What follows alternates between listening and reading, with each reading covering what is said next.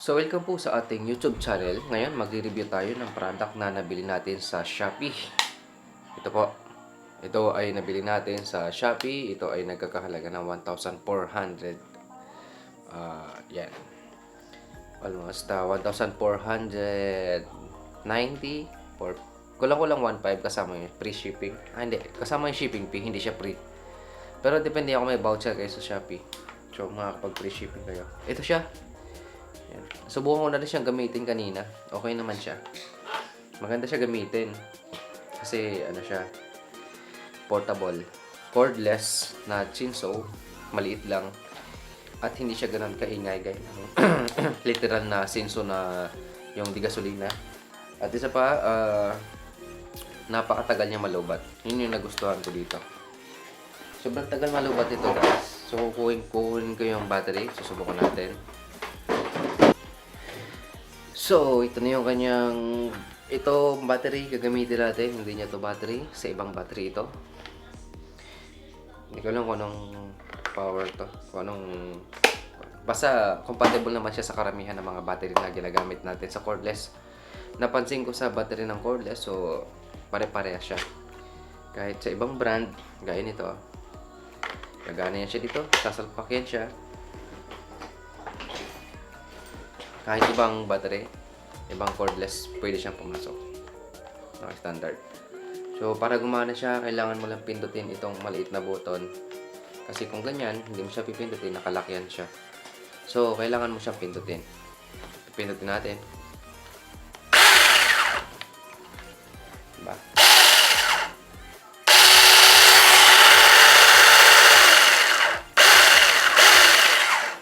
So, napakadelikado dito sa mga bata. Lalo na kung yung bata ay medyo malakas mag-explore, talagang napakadelikado nito, guys. So, ito na yan siya.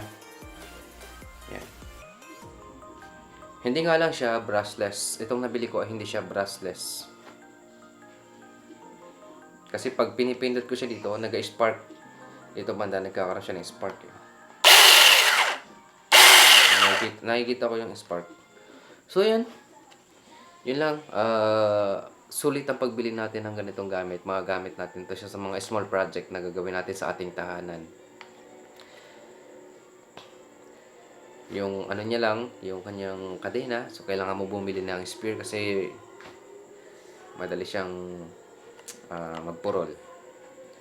Pero, matagal siya malubat kasi marami akong natabas talaga. Marami akong naputol na sanga gamit ito. So, hindi ka na pagpapawisan magtaga-taga. Marami ako naputol na sanga. Gamit lang ito. At hindi siya ganun nalubat. Kabilis ang battery.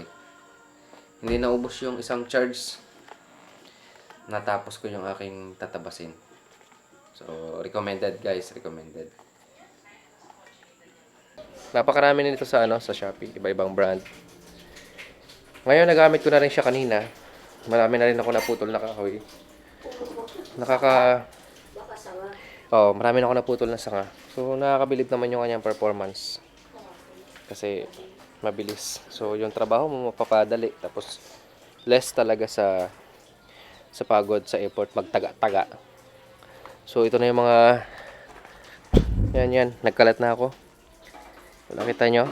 Yan. Marami na ako naputol na sanga. Kasi talagang nakakatuwa siyang gamitin at nakakagana. So, hanap tayo ulit ng sanga na pwede kong isample sa inyo. Pero bago ko siya ginamit, naglagay muna ako ng kunting langis.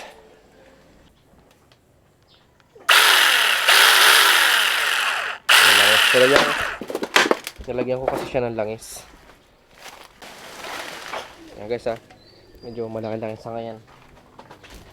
So, gintry ko siya kanina putulin doon sa taas, yung malaki. Okay naman. So, try natin to.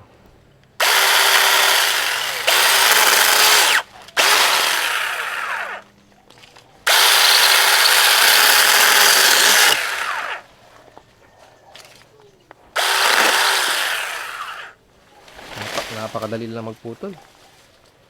So, walang kahirap-hirap maghampas-hampas ng itak.